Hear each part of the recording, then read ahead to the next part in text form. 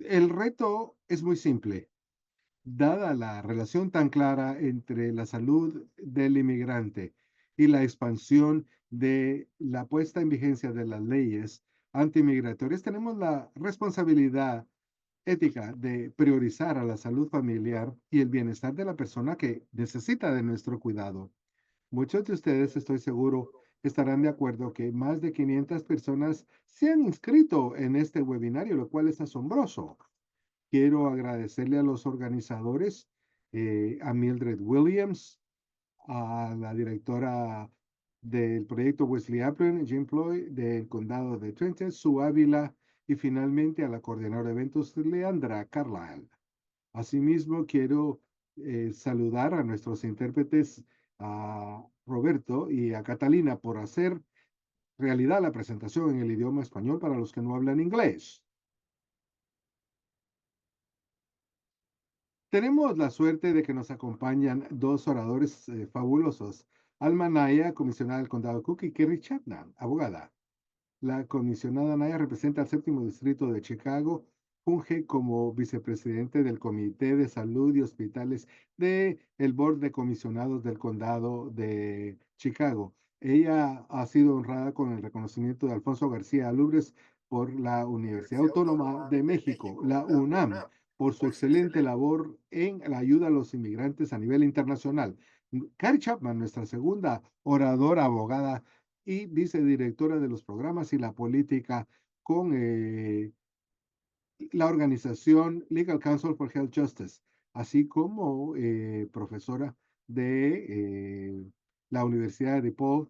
Después de sus respectivas presentaciones, tendremos una sección de 30 minutos para preguntas y respuestas. Así que cualquier persona, digo, pregunta que quieran hacer, la pueden poner en el chat y nos la leerán. Nuestros tres patrocinadores, a manera de notas administrativas, por favor, si no están escuchando el español, seleccionen el icono del globito y luego seleccionen ahí el idioma español. Ya se han presentado. Si se sienten a gusto, por favor digan su nombre, los pronombres preferidos y el nombre de su organización.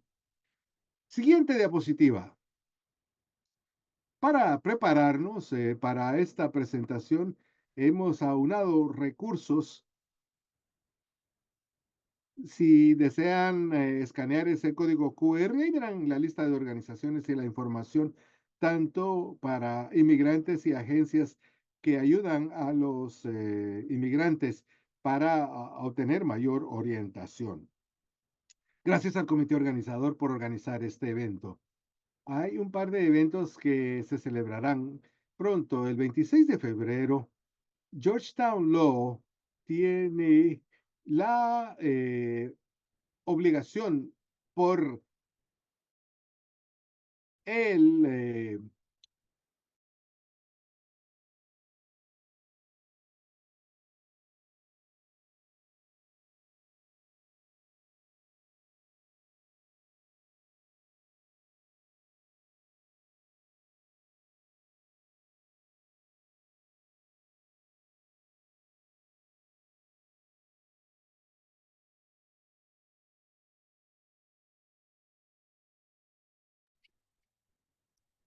Me sacaron. Entonces, nuestras metas el día de hoy son, primero, darles algunos datos necesarios para proteger a los inmigrantes y la población de refugiados. Queremos que se concienticen de las acciones legales, la capacitación necesaria para los proveedores de la salud, servicios de la salud. Pero al final lo que queremos es que quisiéramos que todos se fueran con una o dos ideas que pudieran implementar en sus espacios para mejorar la seguridad de los inmigrantes que acuden para que se les den servicios de salud. Hay veces que nuestros webinarios, nuestros talleres tienen que ver con ideas y qué es lo que podemos hacer. Queremos realmente enfocarnos en actos y acciones porque necesitamos actuar de manera urgente. Eso es lo que nos indican, requieren esta época. Tenemos ciertas metas para esta capacitación.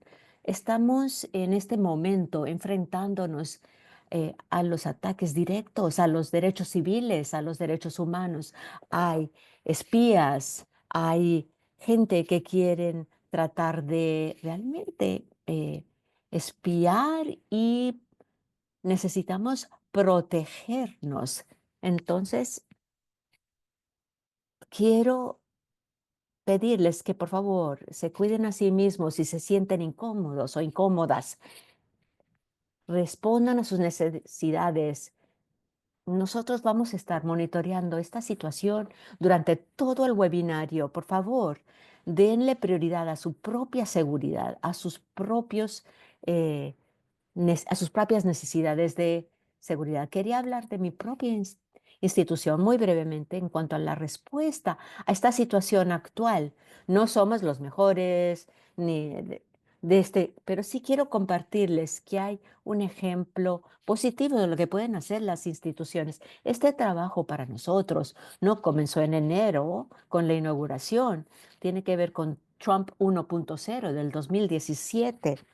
Hubo una disposición ética de seguir dándole la bienvenida, pero no fue suficiente. Había que realmente eh, escribir, redactar políticas e implementarlas. Hubo un grupo de derechos civiles multidisciplinario para asegurarnos de que hubiera un tratamiento ético y competente a nivel cultural para apoyar a todos en nuestro campus.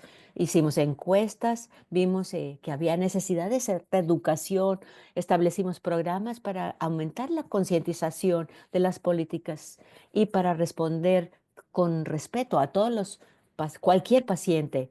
Y, por ejemplo, nos dimos cuenta de varias cosas que en los primeros días de COVID, las enfermeras se dieron cuenta que había menos actualizaciones de en cuanto a las familias de inmigrantes en los cuidados intensivos. Había que realmente hacer esfuerzos extra para comunicarse con esas familias. Entonces, fue una decisión basada en los valores de la institución. Teníamos ciertas políticas para responder a la entrada o inmigración o autoridades inmigratorias, pero nunca tuvimos que probarlas. Pero ya con la orden ejecutiva del mes anterior, ya no hay estatus protectivo de las escuelas, las clínicas, los hospitales, las iglesias. Nosotros hemos vuelto a difundir esa política y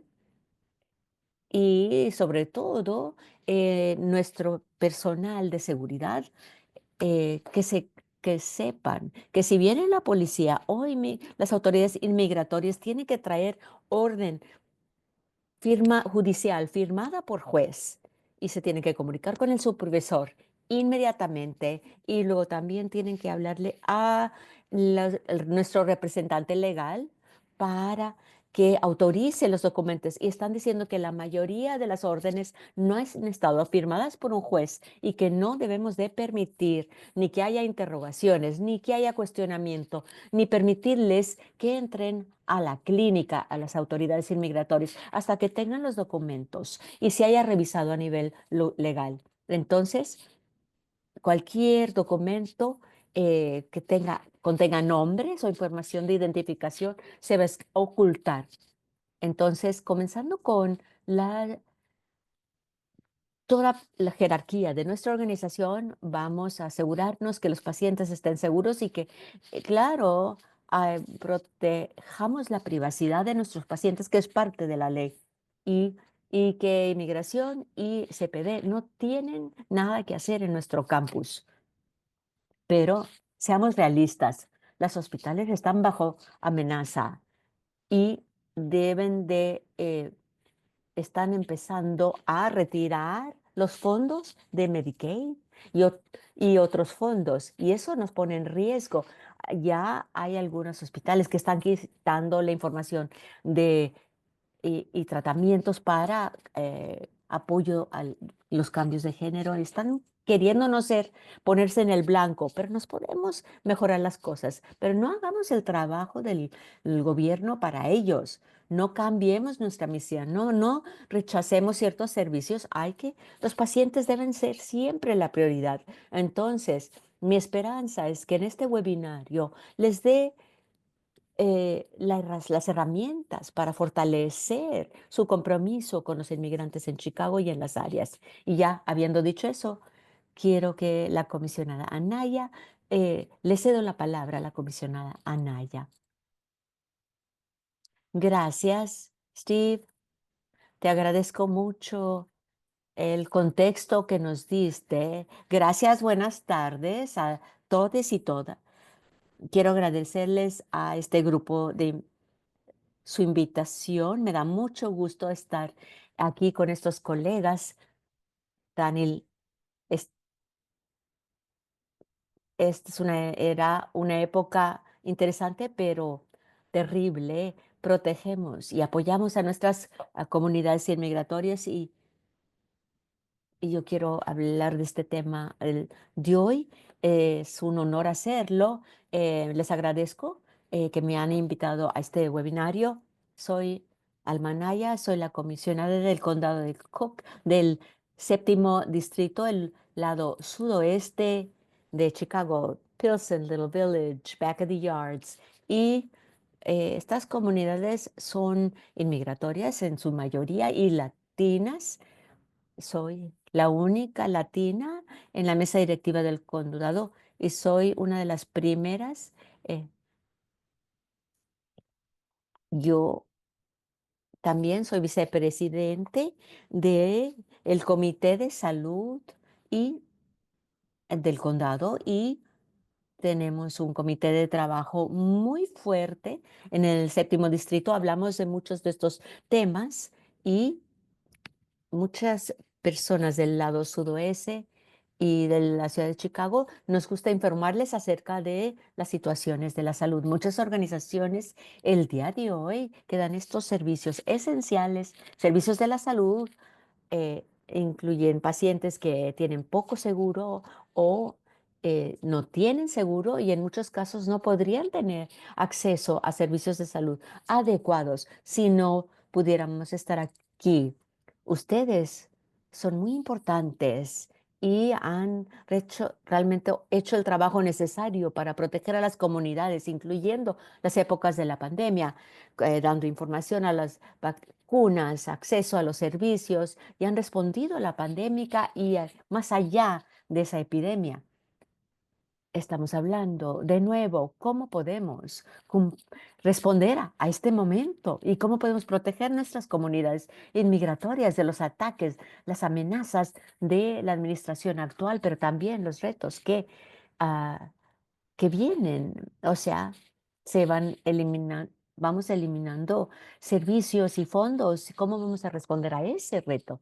A nivel del Estado, a nivel federal, sabemos que los derechos de inmigrantes son esenciales para la equidad en la salud, pero ya sabemos que el condado de Cook y el gobierno de Cook eh, somos fuertes en proteger a nuestros residentes más vulnerables. El condado de Cook lo ha hecho a nivel del gobierno y también a nivel de los servicios de salud. Por ejemplo, Cook County tiene eh, l- es- le prohíbe a los alguaciles de presentar órdenes de cateo. Esto no es de cierto tipo, o sea, esto es para que un alguacil no los pueda detener a las personas. Por ejemplo, si van a una cita del doctor, entonces no pueden automáticamente entrar a inmigración, custodia de inmigración. Esta ley es importante porque muchas cosas me preguntan de las políticas en cuanto a la ciudad de santuario. Eso evita que nuestros fondos y nuestro personal y nuestro espacio físico se utilice para los oficiales de inmigración. Esta protección ha sido extensa y hay un compromiso en las oficinas del alguacil y estamos trabajando con, con todos los esfuerzos necesarios para que las clínicas y los tribunales estén involucrados en el proceso. Yo no sé si conocen Cook, Cook County Health, es el hospital más y el sistema más extenso que responde a las situaciones de familias, incluyendo las inmigratorias y las que han pedido asilo, sin tener en cuenta si tienen posibilidades de pagar. Tenemos capacitación y estamos queriendo realmente felicitarlos a todos porque han sido parte de esta conversación, hemos podido mejorar y asegurarnos que las políticas que ustedes mencionaron, que van a continuar y que van a seguir siendo parte de esta misión de proteger a cualquier paciente que nos se acerque, acuda a nosotros.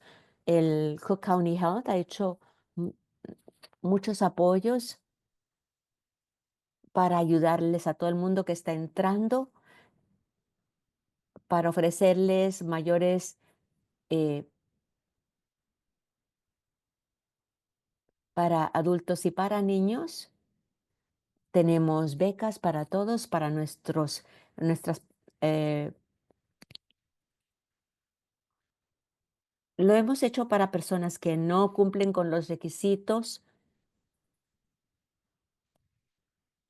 y eso lo puso Health Care League, ese es un programa gratis que les ayuda a cubrir los costos. Esto incluye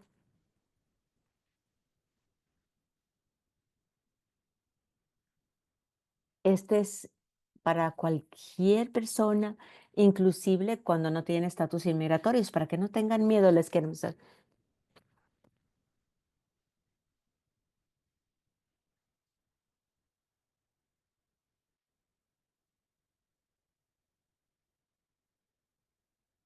Esto es no solamente es para todos, no solamente las personas que han estado en las trincheras desde el principio. O sea, tenemos, mm, tenemos que enfrentarnos a este momento y vamos a hacer todos.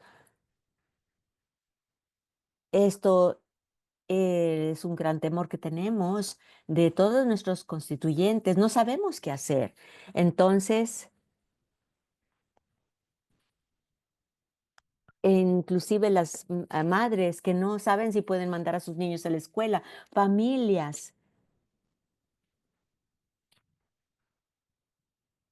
hay que prepararse.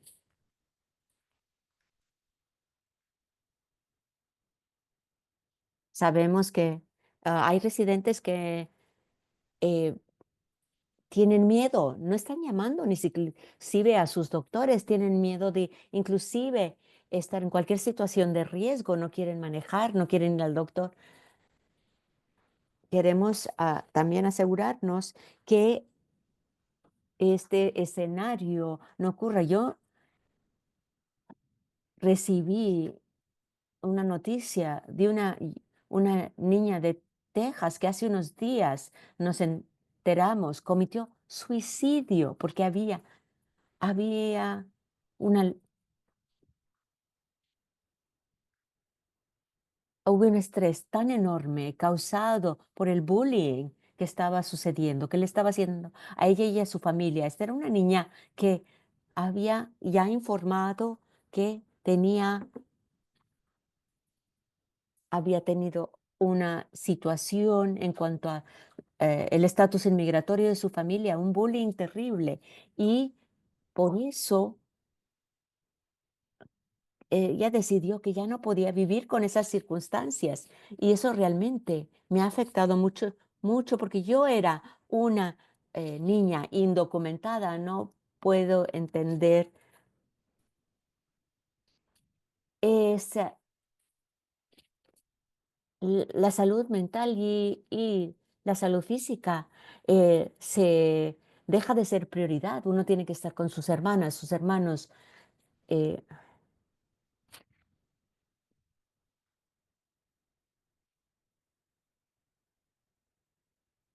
Entonces quiero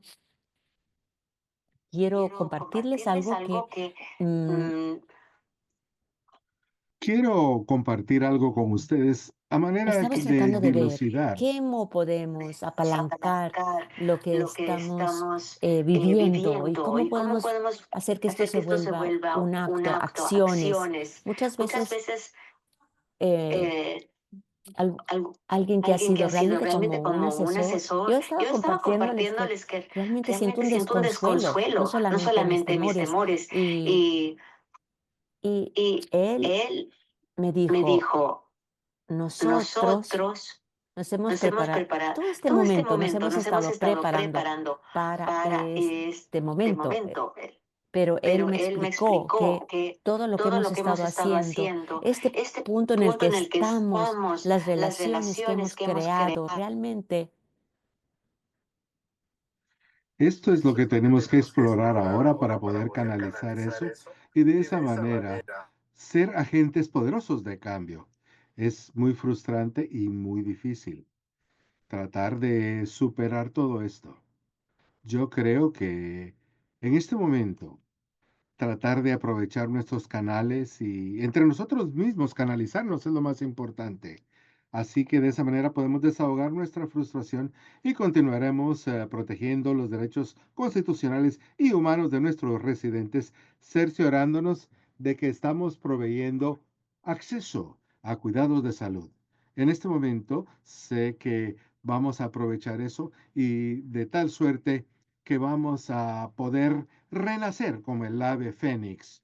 Exhorto a todos los que nos escuchan en cuanto a lo que está sucediendo el día de hoy para cerciorarnos de que tenemos una sociedad con instituciones académicas sin fines de lucro, escuelas locales y residentes, para que las personas entiendan que nos seguimos teniendo y que nos podemos proteger, porque muchas vidas dependen de esto y necesitamos entender que nuestras comunidades son las más vulnerables que podemos encontrar en nuestra vida todos los días. De esa manera podemos aprovechar la disponibilidad de los unos a los otros. Y agradezco mucho su invitación, su compromiso. Esta no es una labor sencilla, es bastante difícil, en especial en un lugar donde tenemos que tratar con miembros potenciales de la familia y otros miembros de la sociedad que de pronto puede que tengan problemas en su estatus migratorio o nosotros mismos. Yo creo que es sumamente importante en este momento que todos, como se ha dicho, se tomen el tiempo para poder canalizar eso y permanecer fuertes, apoyándonos los unos a los otros. Gracias. Gracias, señora comisionada. Es tan importante que nos mantengamos firmes y unidos. Hay días en los que nos sentimos abatidos y nos falla la energía, pero debemos de apoyarnos los unos con los otros. Señora comisionada, yo creo que va a tener que retirarse a eso de las 5, por lo que vamos a mantener control de las preguntas. Quiero presentarles nuevamente a Carrie Chapman, vicedirectora del Consejo Legal para Justicia Legal, para que nos platique un poco de lo que se puede hacer y los derechos que tenemos y cuáles son nuestras responsabilidades. Adelante.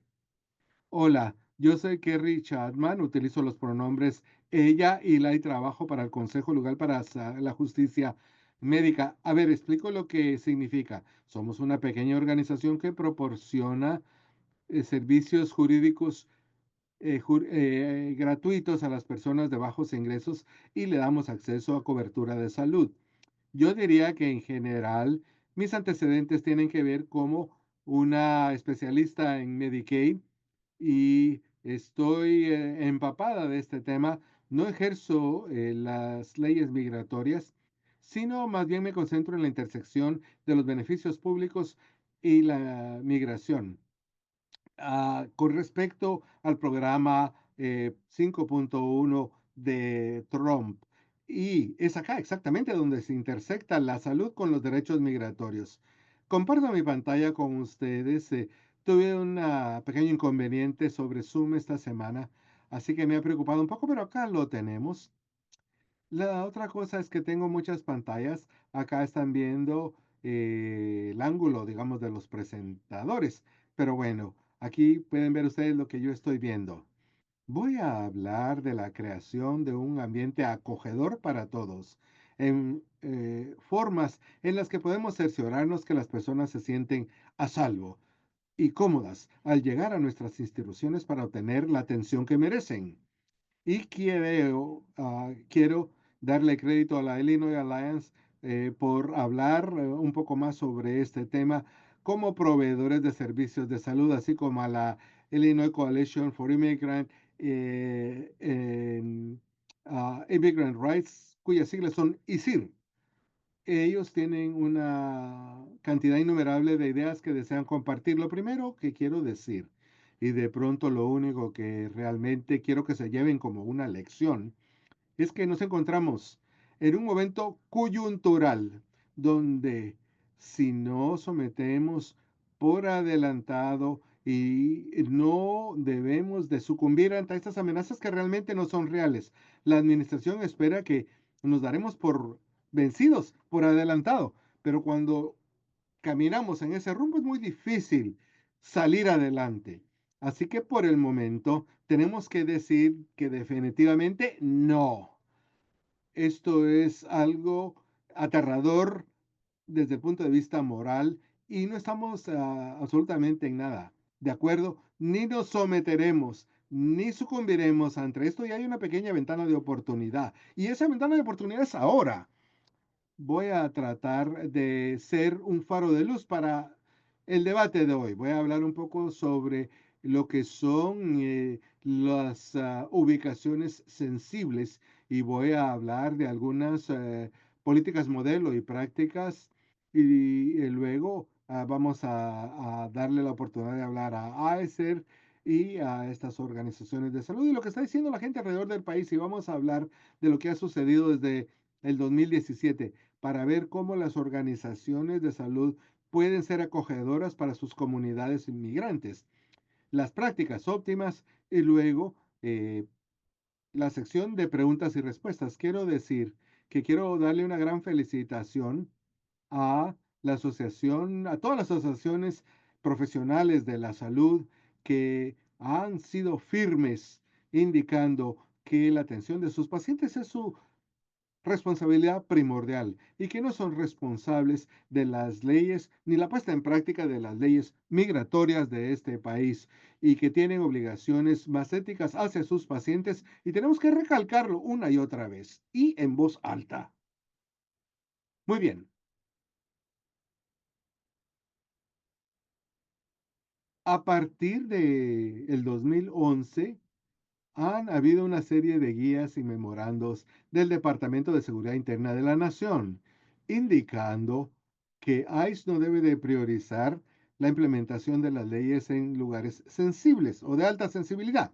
¿Qué es lo que quiere decir esto? Bueno, significa que no hay ninguna ley federal, ni siquiera un reglamento federal, que también es ley, sino que son guías, sugerencias y memorandos de las agencias que indican que vamos a despriorizar que estas leyes se apliquen en escuelas, con pacientes, en hospitales. Y eso se ha fortalecido mucho con la administración de Biden.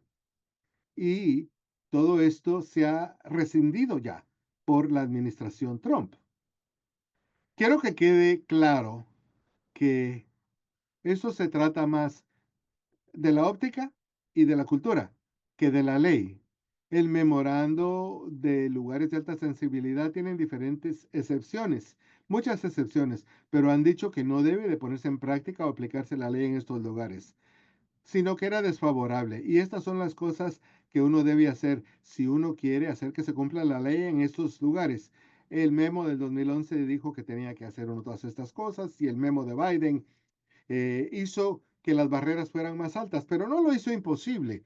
Nunca tuvimos una seguridad al 100% en estas instituciones, lo que significa retirar ese memo es un cambio cultural y en lugar de estar de acuerdo que hay lugares donde a las personas se les debe de permitir que estén a salvo sin temor de la participación de las agencias del orden público, eso no lo van a hacer valer. Ellos dicen que eso ya no es verdad.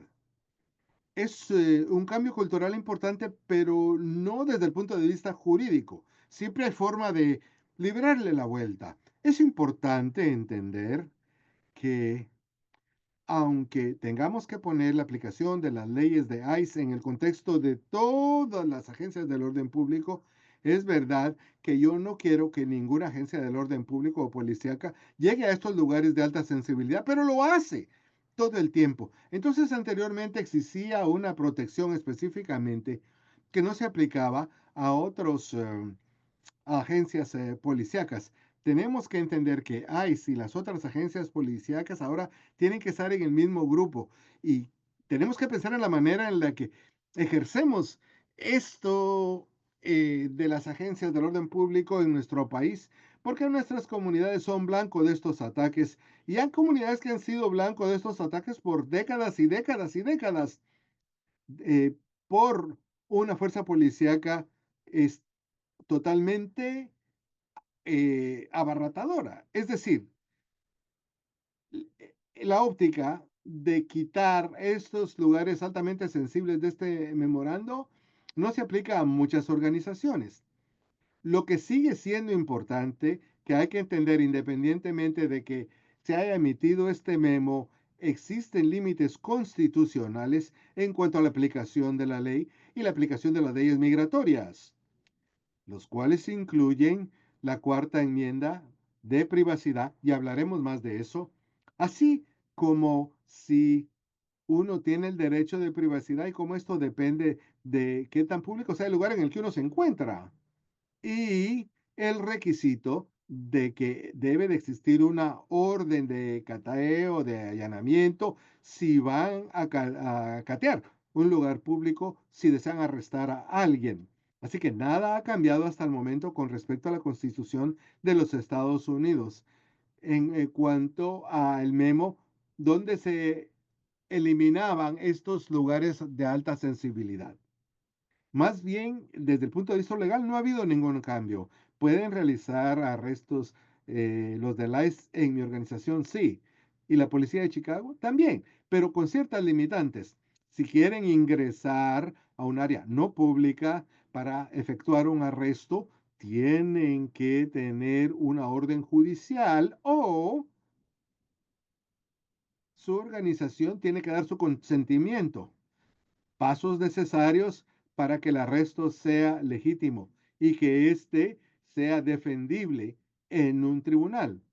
¿Pueden hacerlo? Sí. ¿Hay límites? Sí. Pero voy a hablar más sobre esto. La cuarta enmienda protege a todos los individuos, independientemente de su estatus migratorio, de cualquier registro o cateo no razonable y de todo decomiso. La quinta se cerciora de que las personas guarden silencio al momento de su arresto y estas dos enmiendas, estos dos derechos, siempre son parte de todas las capacitaciones y las tarjetas de que las personas conozcan sus derechos que hemos distribuido. La cosa es que, como dijimos al principio, es que si todo esto desempeña un papel en su institución, ustedes tienen que ayudar a las personas a que entiendan sus derechos. De ahí a ejercerlos, esto es algo sumamente portentoso. Hay muchos recursos en todos lugares. Yo tengo una serie de folletería, de folletos sobre el tema de conocer sus derechos. Esos derechos se aplican a todos en los Estados Unidos, a tal punto de que se requiere que ciertas organizaciones como la Policía de Chicago respete estos derechos. Si queremos vivir en una sociedad libre de prácticas policíacas agresivas, en general de agencias policíacas, necesitamos que estos derechos se hagan cumplir para todos. O sea, hay que educar a nuestra gente sobre estos derechos. Una vez más, El conocimiento es el poder. El conocimiento permite que ustedes actúen de una manera que les protege como pacientes y como proveedores de salud, cómo proteger a sus pacientes. Y hablaremos con más lujo de detalles sobre esto.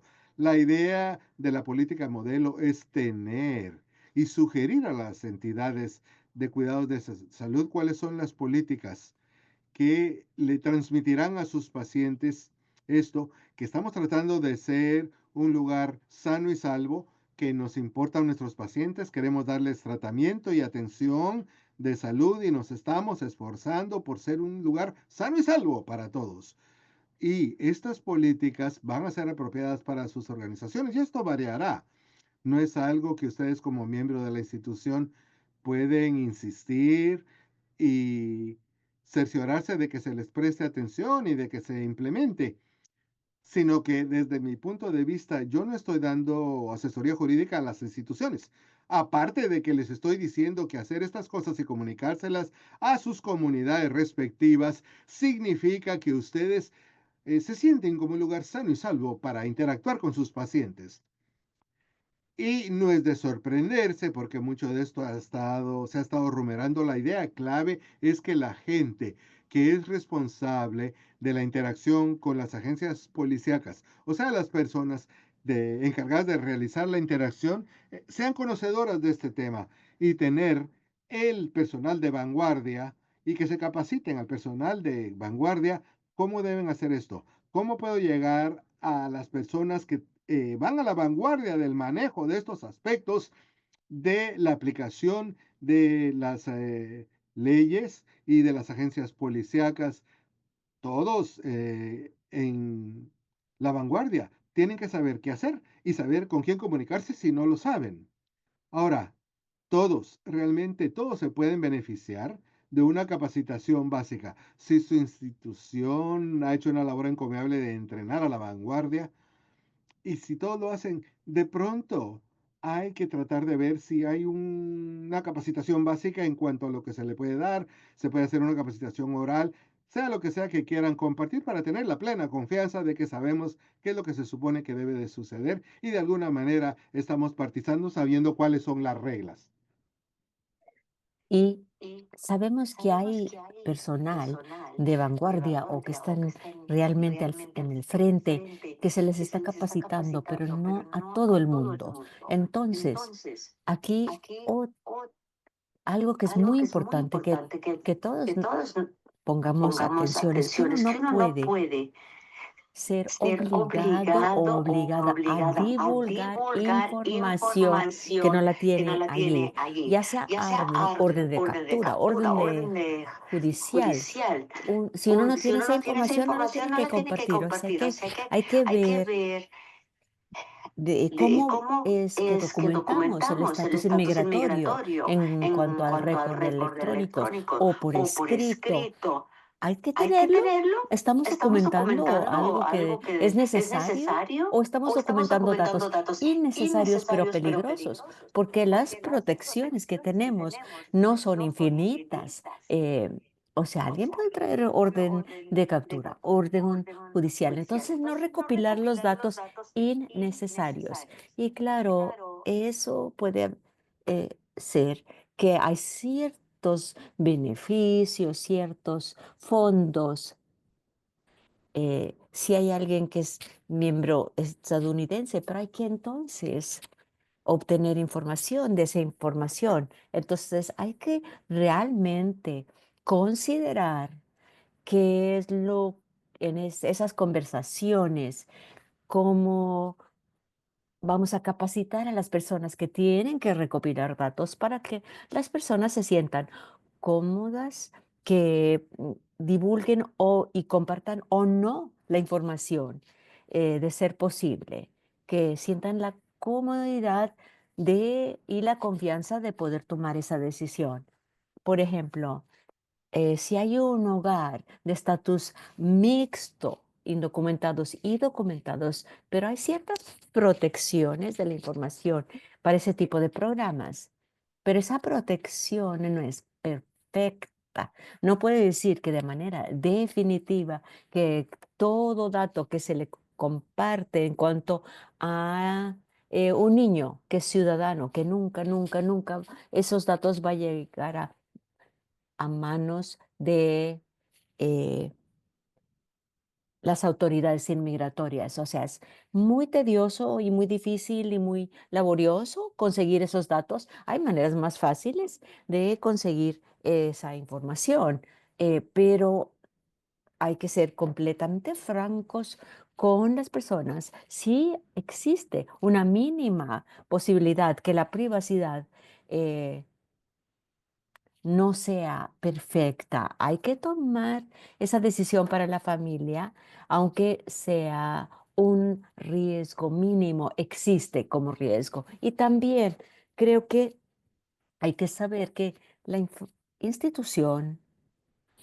tiene cierta cultura, pero el trabajo de de las personas que están allí, del personal, es brindar servicios de salud y no ser eh, policía, por así decirlo, ni ser autoridad inmigratoria, porque hay muchas personas que están a favor no están a favor de la reforma inmigratoria, pero aunque sean miembros del personal, tengan esa opinión, hay que hablar eh, que del mundo, toda persona que se acude a nosotros, merece el respeto y no hay que entregarlos a las autoridades inmigratorias, al menos de que sea obligatorio, haya una razón fundamentada y el, hay que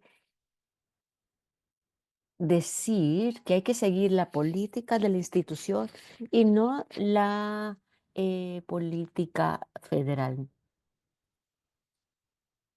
Entonces, por supuesto que hay que tener una política general que la institución no va a brindar información a las autoridades, al menos que se exija, que lo exija la ley. Ese es el punto de partida.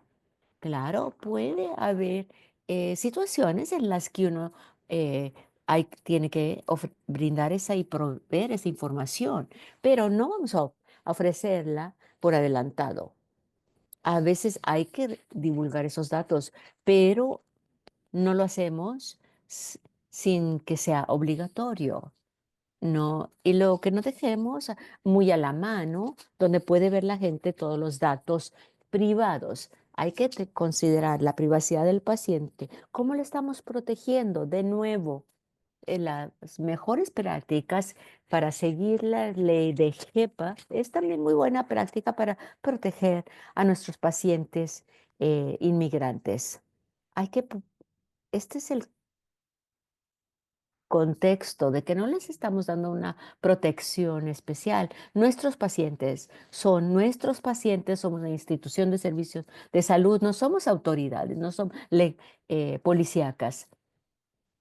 Esto lo hacemos para todos, no solamente para un grupo, para protegerlos de manera extra, porque ahorita la gente está muy sensible en cuanto a ese tema. Esta es una oportunidad muy clara para decir, no, no, esto es para todos, para toda persona.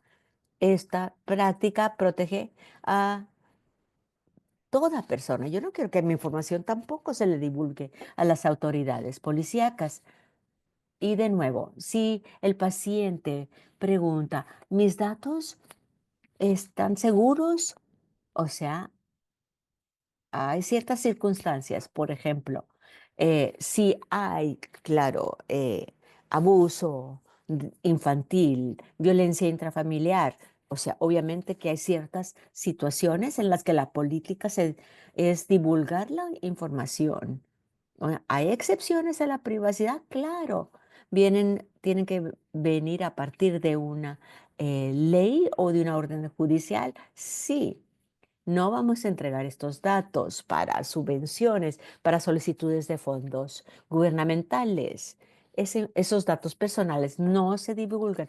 Y si un beneficio público, yo creo que se puede decir, en términos generales, situación es los datos son seguros, pero no creo que las autoridades inmigratorias van a estar tratando de conseguir esos datos del Medicaid de Illinois, pero estoy 100% segura de que eso no pudiera suceder, que esa nunca haber que esa ley nunca va a ser eliminada o anulada. Eso no lo puedo decir. Creo que muchas personas están preocupadas también acerca de eh, la idea de que si uno eh, no tiene la mica, hay una ley sobre quién es, esto es, tiene él, por ejemplo, si uno busca Medicaid o pide Medicaid, no es fundamento para ser deportado ni va a ser obstáculo para la mica. Pero es importante que ahorita mismo cuanto a la ley, el acudir a que le den uno estos servicios, Medicaid o un programa como Medicaid, va a poner en riesgo el conseguir una tarjeta, eh, una mica en el futuro. Eso no se puede decir. Actualmente no. Ahora, la ley protege a los individuos en las zonas privadas. Uno tiene que tener la expectativa razonable de que esa zona o ese lugar es privado. O sea, por ejemplo, la casa de uno o el hogar, pero una institución pública puede tener ciertas áreas que también son privadas. Estas son áreas o lugares, no pueden entrar las autoridades, ni policíacas, ni migratorias, sin orden judicial, pero tienen que ser privadas. O sea, si no hay un obstáculo, si el público puede entrar, no va a ser suficiente. El tribunal dijo, no, ese no es un espacio o un lugar seguro. Tiene que haber algún tipo de restricción a el ingreso para que ese espacio sea privado. Entonces, si uno tiene que tener una cita o estar con alguien con una cita o tener una relación con un paciente para llegar a ese punto, pasando a partir de ese punto hay privacidad, pero antes de eso no hay privacidad y cada zona o lugar va a ser diferente. Quizá la entrada o el espacio después espera. Si uno va a ver, revisar que cada persona que entre tiene ciertas condiciones o el estacionamiento no va a ser privado tampoco, al menos de que uno eh, tiene algunos, por ejemplo, asunto o que resolver en cuanto a la salud y lo puede explicar y fundamentar. Entonces, aquí están los tipos de contacto. Pueden ser llamadas.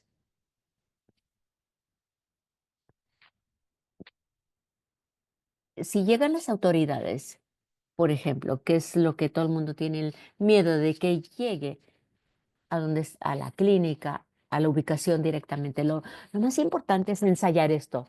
O sea, las personas que ofrecen servicio de salud hacen todo tipo de ensayos. O sea, que si esto sucede, los abogados también lo hacen. Hay que ensayar, practicar, que las personas se tomen el papel de ser agresivos, de ser autoridades o decir, aquí traigo armas, o sea, que están gritando y ¿qué es lo que vamos a hacer para responder a eso? ¿A quién llamamos? Eh, si una institución tiene que tener quizá un código, una clave para decir, aquí viene, ay, si ya están aquí. Asegurarse que uno está protegiendo la información o a los pacientes. Ya sabemos que a todo el mundo podemos capacitar y informarles de ese protocolo, de ese el código. Hay que ensayar. No quiere uno estar en sillar cuando uno está enfrente a una persona que está gritando con un arma semiautomática. O sea, ahí va a ser muy difícil. Entonces, ya puse aquí algunos diferentes escenarios, escenas que pudieran ocurrir. Aquí están. Por favor, deme su nombre, deme su número, del número de su placa. Esta área está restringida a pacientes, personal médico, visitas aprobadas y no puede, no le autorizamos a las autoridades el entrar aquí sin una orden judicial válida. Aquí hay varios, el paciente no me ha autorizado divulgar o revelar su información de salud protegida. Aquí hay otras personas con las que puede usted hablar. O sea que, y sacar a esas personas, a las autoridades, escoltarlas a una salida pública. Ahora, hay muchos sitios que no tienen un código para aislar, una clave para informar al resto. ¿Qué es lo que están haciendo los pacientes cuando escuchan ese código? Y es muy importante identificar, creo que esto ya lo escucharon, hay dos tipos de órdenes. O sea que inmigración puede llegar con dos documentos, no a la policía, pero puede ser o judicial o administrativa esa orden, porque la orden administrativa no tiene realmente fuerza. La orden judicial es de un tribunal firmada por un juez. Aún con la ley de JEPA hay que responder correctamente, dependiendo de qué orden es, pero porque con las autores inmigratorias uno puede dar su consentimiento o su autorización y mi punto de vista es nunca, nunca autorizar ingreso basado en una orden administrativa. O sea que eso puede inclusive ser infringir los límites de JEPA, pero una orden judicial firmada por un juez, están buscando una persona en particular, un documento en particular. Hay orden judicial, hay un caso específico, tiene que tener la fecha válida, tiene que decir exactamente lo que están buscando y lo tiene que firmar un juez. O sea, ahí van a ver la orden judicial con el número del caso. Ahí está el juez, no solamente orden administrativa, un juez y tiene que ser una fecha pertinente. O sea, hay no va a ser el personal de vanguardia que va a responder a esto, sino que hay que darles estos datos, este documento a los representantes legales. Pero hay que saber que hay dos y les puse los ejemplos. Si los documentos no autorizan el ingreso o el acceso a ese espacio, si es administrativo o la fecha está mal, entonces las personas tienen que decir no, no autorizamos. Esperamos que el personal responda de esa manera, no o sea, no estamos de acuerdo o consideramos que podría infringir JEPA y sí, podría ser. No autoricen el ingreso. Y díganle a los miembros del personal, al paciente, no autorizamos el dar estos datos a las autoridades, al menos de que tengan orden judicial válida. Todo el mundo, lo hacemos con todo el mundo.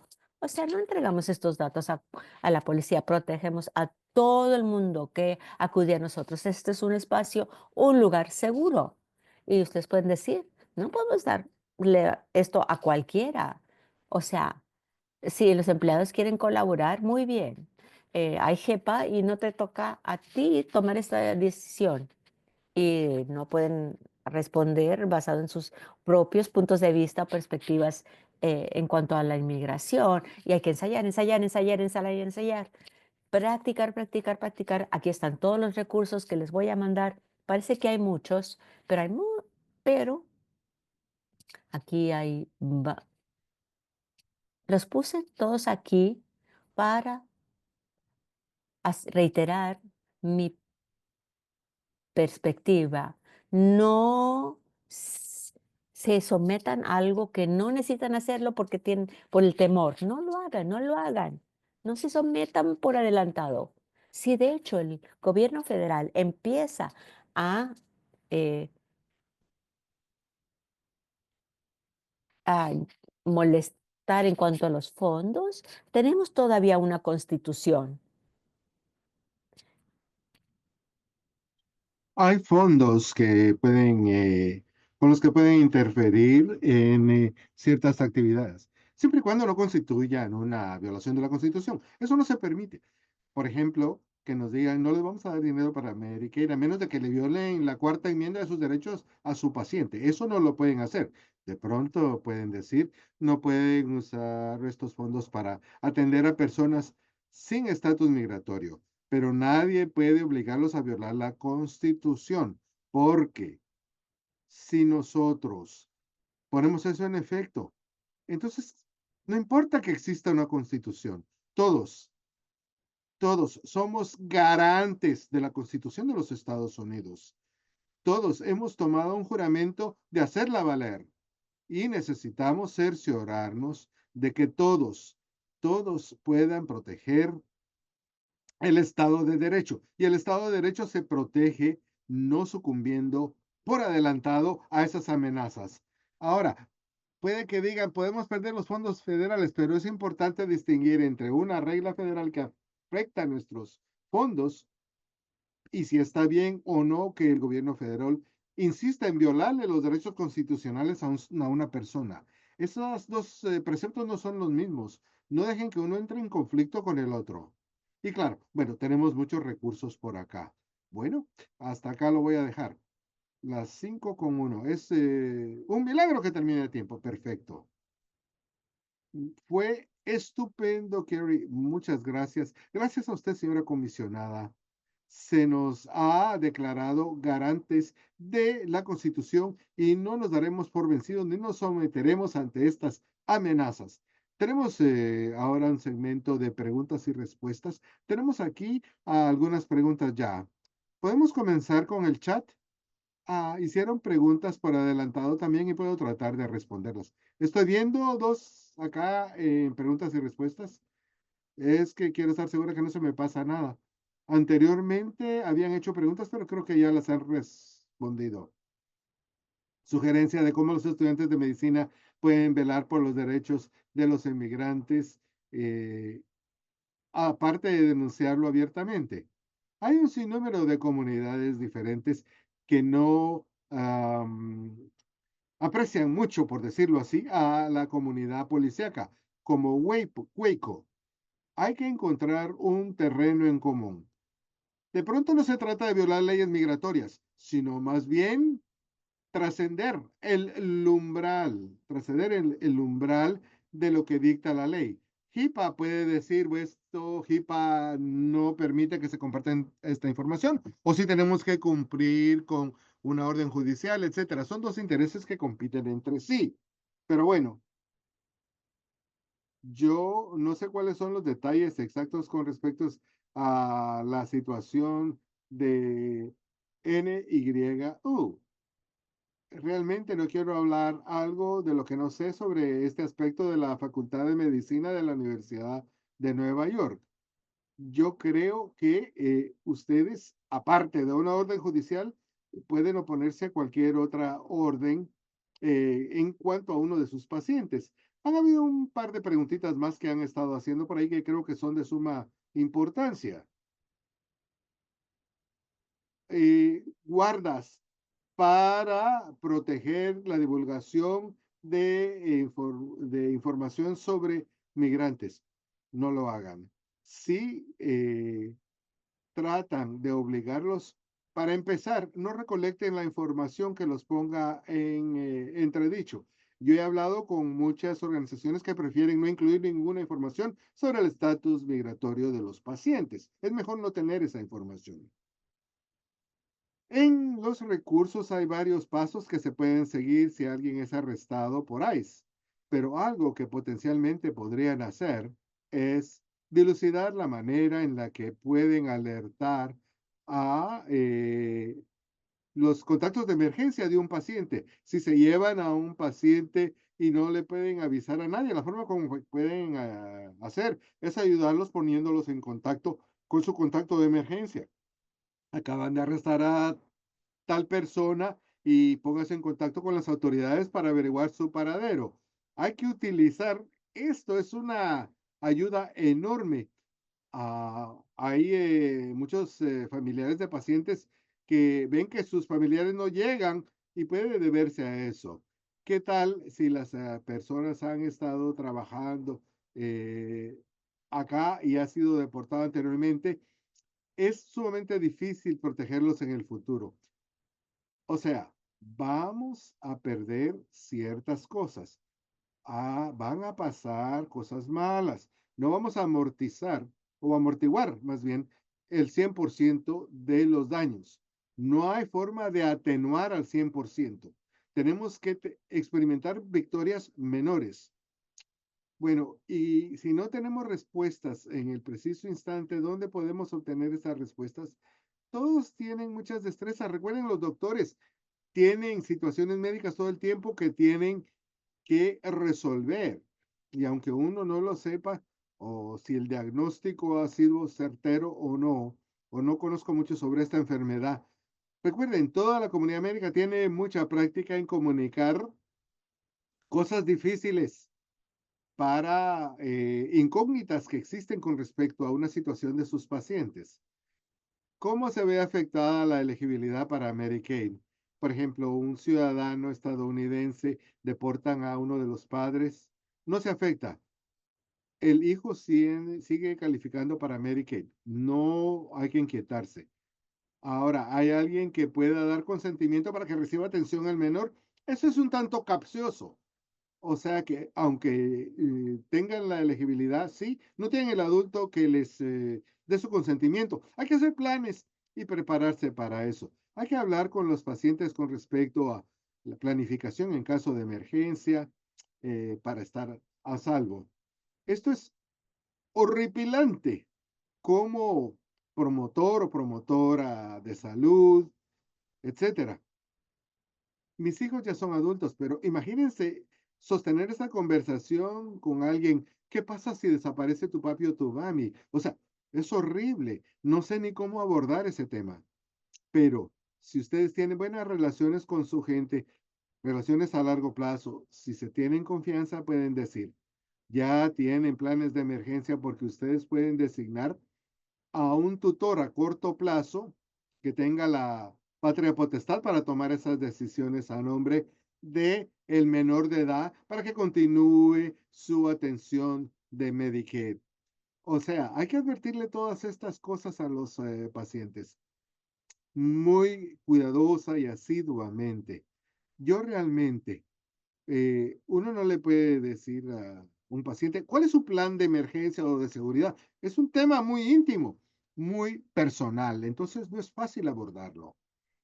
Hay un conjunto de herramientas maravilloso específicamente para las salas de urgencias. Hay que tenerlo muy presente porque hay mucho que sucede en salas de urgencia o emergencia. ¿Cuáles son los protocolos institucionales para estas organizaciones? Los tenemos. Bueno, recordemos que algunas organizaciones como la mía no tenemos clientes institucionales, sino solo servimos a individuos. Pero hay instituciones más pequeñas que no tienen asesor jurídico interno o que tienen recursos jurídicos dentro de su empresa. Yo trato de tener bufetes jurídicos que asesoren a estas organizaciones. Ahora, hay quienes no van a proveer sus servicios gratuitamente porque todos necesitan ganarse la vida de alguna manera, pero hay clínicas pequeñas que están preocupadas. Yo puedo cerciorarme de que tengan acceso a recursos gratuitos, pero no va a ser como yo, sino van a ser grandes bufetes jurídicos que se concentran en eso. Recordemos que mi especialidad es ayudar a mis clientes a sentirse, a mis pacientes a sentirse seguros y a salvo, que de pronto no saben lo que requiere IPA. Yo creo que estos son los aspectos más relevantes. ¿Hay más preguntas? Sí, por acá tenemos una pregunta que se hizo anteriormente eh, con respecto a las promotoras y promotores de salud. En cuanto a la promoción de las labores de las promotoras, valga la redundancia, cuando van a las casas de los pacientes. ¿Qué tipo de colaboración pueden llevar a cabo? ¿Cómo pueden ayudar y tal? Bueno, primero que todo, tener información para los pacientes básica. Así es cuando deben abrir la puerta. Aquí es donde no deben abrir la puerta. Y si alguien es arrestado, este es el número con el que hay que comunicarse. Tener información que les dé cierto sentido de que están en control de la situación. ese plan de seguridad, tener a mano los documentos, las actas de nacimiento de los hijos, los padres, si los deportan, ¿qué va a hacer? ¿Tienen un plan para los niños para que se vayan al otro país? ¿Tienen su pasaporte listo para viajar los niños? ¿Cómo mantener unidas a las familias? Los promotores y promotoras tienen una relación excelente y el nivel de intimidad con los pacientes para poder compartir esta información. Definitivamente pienso que hay cosas fabulosas que pueden hacer los y las promotoras. eh, eh, es tenebroso este tema de las agencias policíacas, pero espero que no tengan que hacerlo. Hay papeleo que automáticamente pregunta el estatus migratorio de la persona. Entonces, uno puede decirles que realmente no den ninguna respuesta con respecto a su estatus migratorio. Y si alguien necesita que se lo den, pregunten por qué. O sea, inculcar esto en sus organizaciones, decir por cuándo lo preguntamos, por qué lo preguntamos. Y quiero decir que ustedes han hecho una labor encomiable. Esta no es la primera vez, no somos ningunos novatos. No hay que asumir que las organizaciones lo están haciendo mal, pero recordemos que todos tenemos que hacer valer la Constitución de los Estados Unidos y que estamos tocando diferentes piezas del gran rompecabezas que esto constituye. Vean ustedes todos nuestros sistemas de admisión, qué preguntas hacemos sobre el estatus migratorio y qué interfiere con HIPAA y no. Y todos podemos hacer eso, hacer unas pequeñas auditorías en nuestros propios sistemas. Iba a decir que aunque hayan personas en la llamada que no estén en eh, en una sede de cuidados de salud, doctores, dentistas, odontólogos y tal, tienen que ver si están preguntando cuál es el estatus migratorio de los pacientes y por qué lo están haciendo y entender que ellos son consumidores de los servicios de salud y hay que recordarles a todas las organizaciones que ni siquiera se les ha ocurrido este tema y que nosotros lo hemos tenido tan presente durante los últimos 90 minutos. Esto lo tenemos que tener todos muy presente, definitivamente. Y recordemos que todos podemos desempeñar un papel positivo en todo esto. La mejor manera de combatir el temor y el pánico es tener algo que hacer. Algo que estamos haciendo es llamar a nuestros congresistas y decirles que no retiren el Medicaid por ahora. Pero todos seguimos viviendo el día a día con los quehaceres diarios y que nos pasaría si todos fuéramos inmigrantes. Hay que retar a las organizaciones que nos dicen esto. Eh, preguntarles, digo, ¿esto por qué lo están haciendo? Yo estoy en una posición segura y con cierto nivel de autoridad y derecho para preguntarlo. Claro, podría, si lo hiciéramos mejor, todos podemos participar y hay que pensar.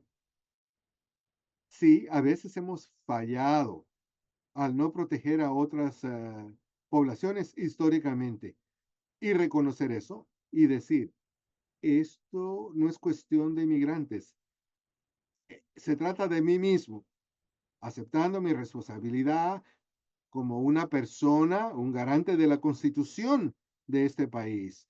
Y si no lo he pensado antes así, ahora debo de empezar a pensarlo así. No quiero que un grupo tenga más protección que otro grupo, es que quiero que todos estemos a salvo de la el abuso de la policía. Y es algo que debemos hacer de una manera determinada, deliberada, y no entender que no estamos protegiendo a un grupo en particular. Tenemos más preguntas en el chat, me parece. ¿Qué podemos hacer para preparar a una persona que se deporte? Todo es planificación de seguridad. Bueno, rastreadores, hablemos de eso. Si ustedes tienen un rastreador de ICE, yo diría que es una situación un tanto difícil, sobre la cual tienen un control limitado. Si tienen un rastreador a través de cargos locales o cargos estatales de índole penal, esa es otra historia. Eh, Perdón, acá tenemos otra. Sí, agradezco a todas aquellas personas que han incluido recursos en el chat. todas las ligas, los enlaces que han dado. Ah, al preguntarle a la persona si tiene seguro social, le preguntamos cuál es su estado migratorio. Claro que sí, es complicado porque esto se necesita de pronto para otras tipos de ayudas que las personas pueden obtener. Pero si en algún momento no necesitan obtener el número de seguro social, no lo pidan, porque esto los hace vulnerables a un citatorio judicial para cuando lo tengan. No se metan en camisa de once varas. Bien, eh, voy a refrescar mi pantalla. Acá tenemos una pregunta interesante, preguntas como HBIA en HBIS. Desafortunadamente, el gobernador ha indicado que van a recortar esto en el año fiscal que viene. Entonces va a haber información en cuanto a los requisitos y cumplirlos.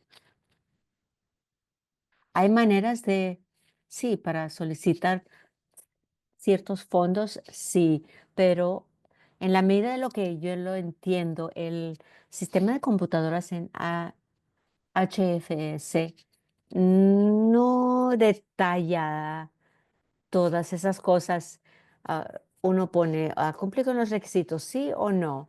Pero sí, claro, yo no quiero esto, necesito más datos porque esto se podría compartir con ICE. Yo lo que diría es, ese es un temor legítimo, pero déjeme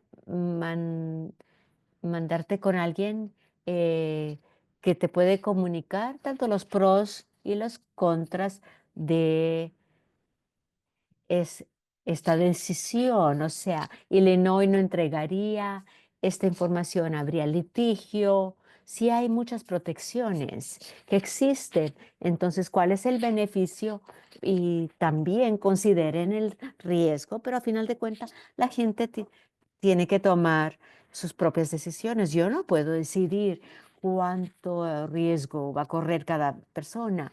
Por eso siempre hay autorización o consentimiento informado, con información, y yo lo tengo que respetar. ¿Cómo vamos a realmente alertar a las personas que ahí se está en nuestro centro? No, uno no puede hacer mucho, o sea, en cuanto a un lugar público, tratar de eh, escoltarlo, pero ¿cuál es la política? ¿Cerramos las puertas en nuestros espacios privados? ¿Qué medidas puede uno tomar a nivel interno? Si llega ICE, podemos asegurarnos de que hay eh, la salida y la puerta esté muy clara y sacar a las personas. O sea, hay que realmente considerar qué es lo que vamos a hacer en nuestro espacio y qué puede funcionar. Si yo pudiera interrumpir, también uno podría eh, llamar y pedirle a la persona que ingrese a un espacio privado. Mm, Entonces uno puede decir, ven conmigo y el doctor o la doctora está listo. Tengo una pregunta, el abrir la puerta, si la enfermera abre la puerta para que ingrese o salga un paciente, no pueden entrar a esa, no pueden pasar. Siempre cuando, o sea, uno no puede, yo no puedo entrar, por ejemplo, a una sala de consulta si alguien quiere, si yo puedo entrar, ahí se puede entrar. Pero si uno lleva al paciente, ya que está el doctor listo, uno dice, va, habla con la persona, el doctor o la doctora está lista. Entonces, y ese ingreso no es una puerta pública, esa persona tiene protección. Inmigración tiene orden judicial, pues ahí sí, tiene orden judicial. Pero si tiene una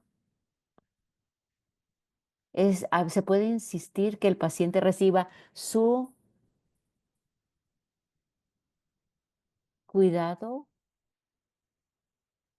No tengo una respuesta. Si el paciente puede, antes de que ahí se lo saque, puede permitir que el tratamiento siga, pero yo lo intentaría decirles. Este paciente no está estable, tengo que hacer X, Y o Z, porque bueno, tienen cierta eh, transgresión. Ahora, los recipientes de DACA, ¿hay algún dato actualizado? DACA siempre ha sido un riesgo. eh, o sea, es una ley eh, diferida o aplazada. O sea, es decirle al gobierno, yo soy indocumentado, yo se identifica, se autoidentifica y da uno su ubicación. Es un riesgo, pero creo que es una situación política, una pregunta política. ¿Cuánto le perjudicaría a la administración? A, eh, y si empiezan a deportar a los recipientes de DACA. Yo creo que ahorita hay mucho apoyo, sobre todo en que hay mucho apoyo para DACA, pero sobre todo en comunidades que son pro reforma migratoria, pero es una situación política esa. Uno no puede ya conseguir DACA, ya hay litigio continuo, en- ha habido esfuerzos para abolir o anular DACA. Sigue bajo litigio, pero hay un riesgo, sí, pero actualmente no hay ningún plan de comenzar a deportar a, todavía no ha habido orden ejecutiva al respecto. Espero que hayan estado considerado una o dos cosas.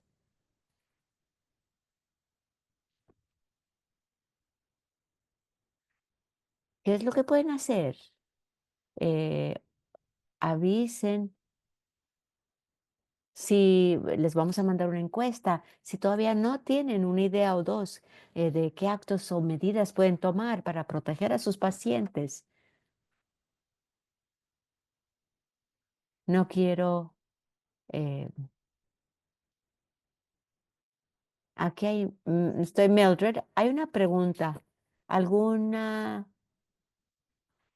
consejos para los mm, mm, estu- estudiantes médicos y también estudiantes que quieren ayudar en Texas, pero que podrían tener repercusiones? ¿Qué es lo que pueden hacer?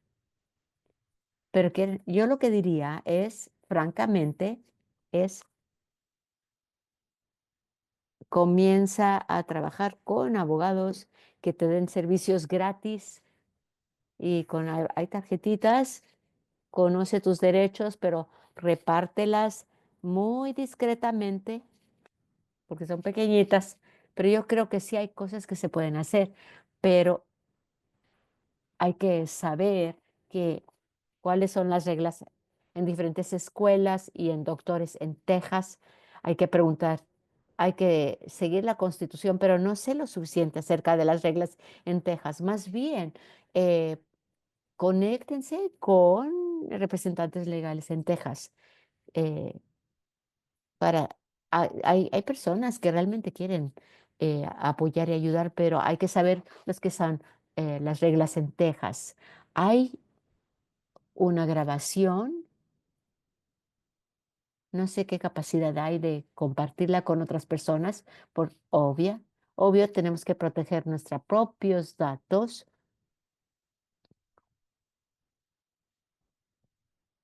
pero queremos asegurarnos que todo el mundo también siga protegido. LULAC para Texas también. Una idea magnífica para LULAC. Va a haber una grabación a disposición de los participantes y ya podemos poner la encuesta. Si la pudiéramos poner,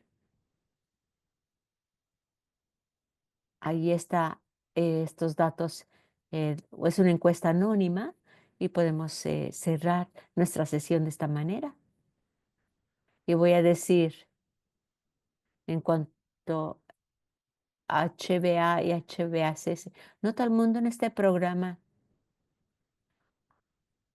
hay personas que no tienen estatus inmigratorio, muchas, eh, pero actualmente no son deportables. O sea, es algo muy personal en cuanto a qué tanto riesgo corre cada persona. 157 personas aquí, ahí está la encuesta, cómo van a responder a esta situación, qué medidas pueden tomar, qué pasos pueden tomar, qué.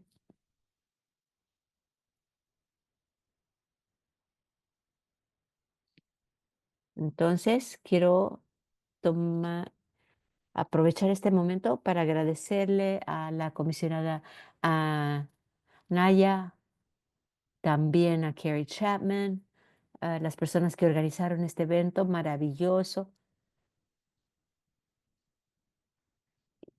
Nuestro- Están dando los agradecimientos, los intérpretes. Esta es una conversación que, o sea, estamos, claro, jugando la defensa, pero